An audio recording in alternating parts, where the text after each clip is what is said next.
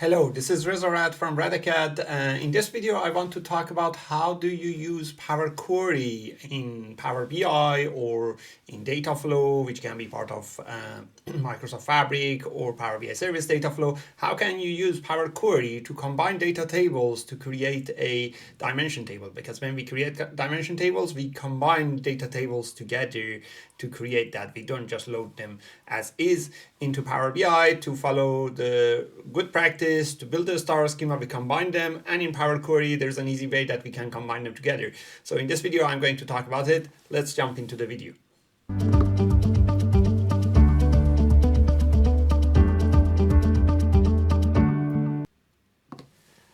So welcome to another video of Radicad videos.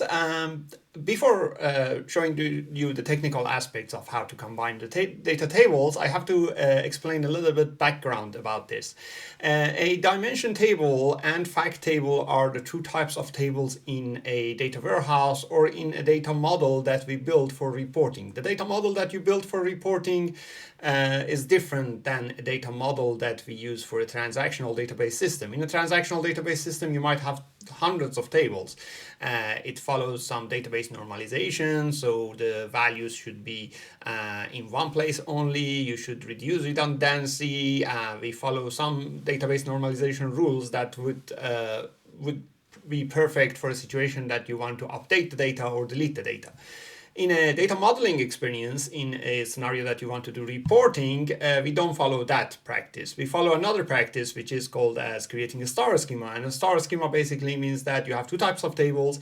One type of table called fact table, which is where you have your numeric data. These are additive that you would add it in your visualization, and you would have aggregations on top of those. And then you have descriptive tables. We call it as a dimension table. Now, I have separate videos about star schema, which you can watch it, and separate articles. This video specifically is about the dimension table, how you can create it combined version of multiple tables. So let's jump into my my example here. Let's just switch to the screen and to my Power BI model. So as you can see, this is my Power BI model view. This is a sample Power BI model that I have built on top of AdventureWorks sample data file. You can download that file from Radicad website. I have a sales table, as you can see here. I also enable zooming so that you can see it better as I go through this. So I have a sales table here. This is what my fact table is. This is where the numeric data is and aggregatable data is. I have a customer dimension. DIM usually stands for dimension. So customer dimension has all the attributes of a customer, all the columns related to describing what the customer is, like their names, their job title, where they work, their location, their email address, all of those kind of things. And then I have a product table that has the name of the product, the color, the size, the brand, all of those kind of information related to the product as well. And the product and fact tables are connected, as well as customer and the fact table are connected. But what you see here is that I have two other tables beside the product. I have product subcategory and product category. These two tables are describing some information about the products, but they are separate tables. Like, for example, the subcategory name here is in this table, the category name is in this table, and they are related using key columns, link columns, and things like that. But this basically means that whenever in a visualization I want to achieve something from one of these tables, I have to pass through two extra relationships, whereas if they've been in the product table, we didn't need that. In a dimension table scenario, or approach should be flattening the structure of the dimension table. So if I have a structure like this, where I have product category, product subcategory, and product, the approach should be combining all of these into one product table. We wouldn't then combine that with a customer table, because that wouldn't make sense, because the relationship between customer and product is where there's a sales made, and sales is a separate table. So we don't want to build one big table including everything. That is not the right approach. We still want to follow that star schema approach. Within that star schema approach, every dimension can be flattened with in a structure with the attributes that are related to it. Like, for example, category and subcategory. These are attributes of a product. They don't have a meaning outside of product environment. So it makes sense to combine them together. Now, this is how we do the dimension. And as I said, there are other articles that I have about what is dimension table in general and things like that. This video is not about it. This video, I'm going to show you how we can use Power Query to do this combination. So the Power Query can be used inside Power BI desktop, which I'm going to show you, but you can use exactly the same thing in Power BI website, in data flows, in Data Factory, in Microsoft Fabric. All of those can be used for this approach. What I'll do in Power BI desktop is I will go to the transform data. This is where the Power Query editor window will open. This is where I would see my data tables, basically. And then I can apply the data transformation on this. If you are not familiar with Power Query Editor, I have a separate video talking about what is Power Query, basics of Power Query. You can go and watch that. So as you see, my three tables are here: the product, product subcategory, and product category. I want to combine these three. So I can start with either the product or the product category, subcategory. It doesn't really matter which one you choose, but it matters when you merge them together to choose the right type of merge or join, and that is something I explained in another video. By the way, I'll just start with the product category, because it would make sense more when you do it this way. You'll see how this works. So what I'll do is I will actually I will start with the product category. So I'll go to merge queries, merge query as new. So if you haven't been doing combining data tables in Power BI or Power Query, there are two ways of combining data. One is called append, another is called merge. Append, we use it for the situations that we have two tables with exactly the same structure, same column names, even same order of the column sometimes, but exactly the same structure, only their data is different. Like, for example, you have a column, you have a table for budget of 2023, another table for budget of 2024. They have exactly the same structure, different data. In that case, when you want to combine them, you would use append. Merge, on the other hand side, is a separate type of combining tables where you don't have the similar structure. You see here my product category table is these columns, which is totally different from product subcategory, for example, or from product. But I do have linking fields that would connect these two together. Like, for example, in the dim product subcategory, I have a product category key, which I can use that to link back to the product, like a lookup to your product, and join them together. So if you are coming from Excel Word, consider merge as creating a lookup to another table, right? So I do have this structure and I want to do that merge, and if you are interested to learn more about merge and append in details, go and watch that video about it in our channel. So I'm going to start with the product subcategory, the product category. I would say merge queries as new. This basically means that create a new query as a result of this merge. I would merge this with the product subcategory based on product category key here and product category key. As you see in the merge, I choose the two tables, the two sides of the merge, and then what are the key columns to merge these two together. In this case, the columns are product category key in each table. You can also choose the type of join or merge, which is quite important because when you merge them, you might have different requirement and you want to keep different parts of the data. At the moment, I'll just leave it like this because I want to show you how this would affect at the end. So I just click on OK. The merged column would come as a new column at the end of this table. So a new table would be created with all the records and columns of the product category where we started. And then the new column added on at the end of it is what we call as a structured column. A structured column is a column that is different from other columns in this table. You see they have values, whereas in this column, in each of these cells, we have a table. To see the data of that table, don't click on the table, because if you click on the table, it will navigate down to that, and then you have to delete that step to go back to whatever it was before. Instead, click on a blank area in this cell that the table is, and then you would get a preview of the data in that table. So if I click here, for example, this shows me the sub category list related to bikes as a category, which is these three. Or for example, for accessories, this is that. For clothing, this is that, right? So I want to expand into that information. I would first remove those columns that I don't need, like for example, product category key. I don't need that anymore.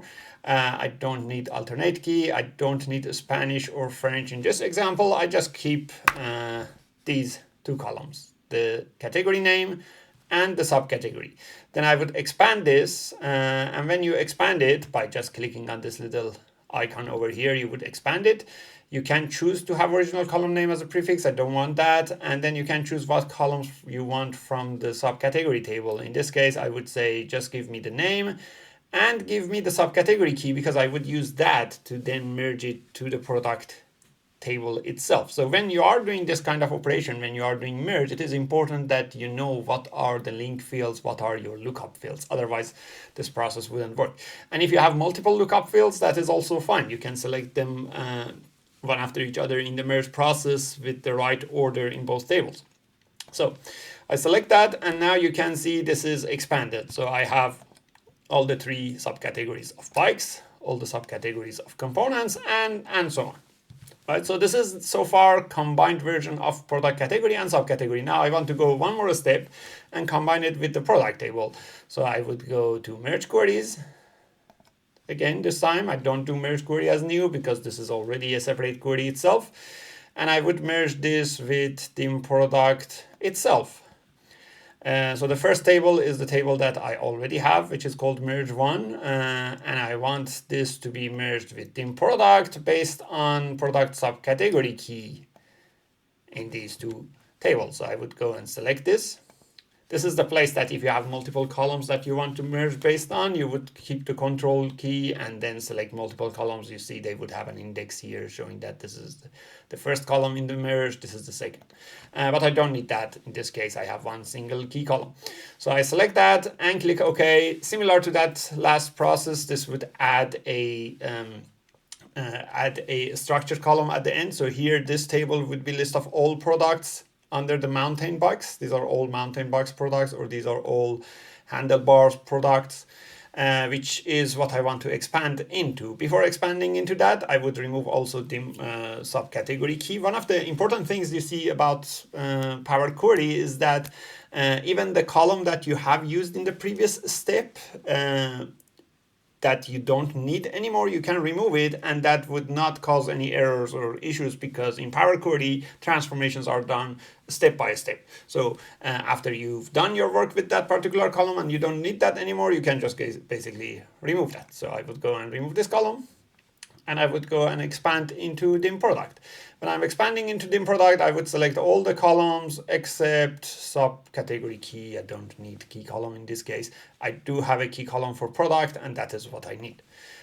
So selecting OK, now you see I have one table including all the records and columns that I need. These are product columns, like the product key, product name, size, color, everything. Plus I have the subcategory and the category columns in here. Now one other thing, I would go and rename this to product. One other thing is that when you merge tables together, there are two really important things you need to be careful. The number one is that you have to reconcile and make sure that you have not lost any records in that merge process. When I look at this product table, when I look at the records in this product table, I have 397 rows. This is always a preview, by the way. So if you have more than 1,000 rows, it is likely that you would just see 999 plus. So in those steps, then you might go to transform and get a count rows to get how many rows you have, and then remove that count rows, because otherwise your table wouldn't be a table, would be a number. But in this case, I have a few numbers, so I can reconcile it like that. I have 397 rows in here, but when I go to dim product table itself, the dim product table itself has 606 rows. Now, why it is different? When we merged, we lost some of the records. When you look at this, this column in the product table product subcategory column, you see there are a lot of null values in here. And when I hover on this little bar in here, it also shows me that, so this is some kind of like data profiling done on here. So it shows me that I have like 209 rows that are blank. The best quality of the data wouldn't have this situation, right? Every product would belong to a category or subcategory, but we are not living in the ideal world, and things like this can happen. You would have two different choices. You might say, well, I don't want the products that don't belong to a subcategory, or you might say, well, I do have sales on these products, so I do care, I want them. Now, if you want to capture these, then the step that actually caused these to be removed is where you have done the merge process, which is in this product table that we have created. And there were two merge steps have been done over here. One is the very first step, because when we merged the two, we created as a new. So that was the very first merge, and then the merge queries after that. In each of these merge steps, when you click on the setting of that merge step, you'll see the join kind. And this is a big topic itself. I have explained it in another video, what are different types of join and things like that. If I want all records from all the two tables, in this case, I can go and choose full author join. As I said, I have explained that fully in another video, but by default we are doing left join, which means all the records from the left table and matching rows from the second table. Because we have started from the product subcategory, product category, and then subcategory and the product, we wouldn't capture the records from the product that doesn't have matching rows in the subcategory. So we either needed to start from the dim product with the left join, and we will have all the records, or if we started from dim product category, we can do right join or full author join. I would do full author join because that makes it much simpler. So I do it in this one, and then I would go to the other merge operation as well, and I would do it in that one as well. As I said, to learn more about these merge join kinds, go and watch the other video I have about it, which is quite helpful to understand how this works. And now if I click on the last step, now you see I have 606 records. In this merged product result, you see a lot of null values in here. And those are the products that don't have category or subcategory, which is absolutely fine. This is the data that we have, right? So I said there are two things when you are merging tables together. One is this, to make sure that you are getting the output or the outcome that you want. In this case, we wanted everything, so we chose the right type of join to do that, which was full author join. The other thing is that after you merge the tables together, you wouldn't need the original table, like these original three tables. I don't need them, but I cannot delete them in here. If I right click and say delete, it would show me a message that you cannot delete it because it is used in the other table, it is referenced in the other table. If you don't delete it and just close and apply, what happens is that those tables will still live in your data model. It would make your data model messy because you have a lot of extra tables that you don't need.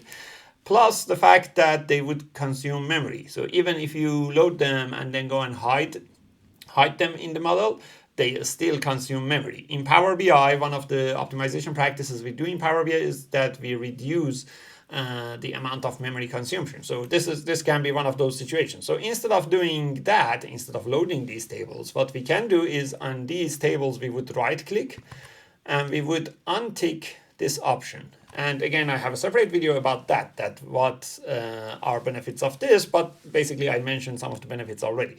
So when we disable this load, this basically means that, and this is saying that whatever visualization I have used would not work after this, which is fine. I haven't used it in a visualization. This basically means that this table that I'm disabling the load of it, all of these three tables, they are not going to be loaded as an individual table in our model, but they are still part of the refresh process. So when you refresh the data, they act like a temporary table. Data comes into those first, and then from them it would go to the product table, but then only the product table gets loaded. To see the right process of this, you can actually always go to the View tab. Under the View tab, go to the Query Dependency. This is a really good place that you can see the structure of how things are built. I'll just make this slightly bigger and bigger as well. So here you can see the product subcategory, category, and product, they are all coming from that Excel file in my OneDrive. Customer table and fact sales table also coming from there. But these three, they are not loading, their load is disabled, they are getting their data passed into the product table. Not loaded basically means that I haven't really closed and applied this yet. So once I do that, it will be loaded too, right? So this is quite important thing to do, that you right click on this and disable it. And then one best practice is always to move these also into a group, or you can call it a folder. I can call these like temp product tables. This is helpful in the future that you can easier find these. You can have like folders under folders, or you can have another folder saying that these are your final queries. So make sure that you have structured it in the right way. So after I have done this, I can come to home, close and apply.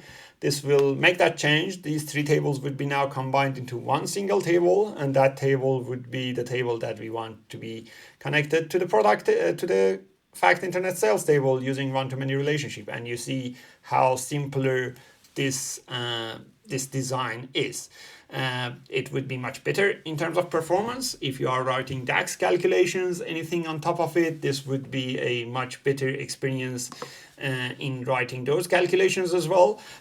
Overall, building a dimension table, flattening your dimension table is a good practice. We would not flatten our fact table. That is not a good practice, because flattening your fact table basically means that you are combining it with the dimension tables to make one big table including everything. We don't do that. We build a star schema. So you have your fact table, but every dimension with all attributes related to that, you combine them together. If you have a customer table, if your customer table somehow related to another table, which is customer location, bring that into the customer table. If this customer has a relationship to a customer job title, bring that also into a customer table. So create that flattened structure. The more columns you have in your dimension table, the more power you would have in your data analysis. And this would improve the performance, of course, as well. So I hope you enjoyed this video and liked this video, and go and use it immediately in your Power BI solutions. This practice is not necessarily for Power BI solutions. It can be used anywhere, but the technique that I showed you here is Power Query, which you use it in Microsoft Power BI or in Microsoft Fabric if you use any of these technologies. I hope you liked this video. If you want to learn more about Microsoft Power BI and Fabric, go ahead and subscribe into our YouTube channel. We have weekly videos on Microsoft Power BI and Fabric. Until the next video, bye.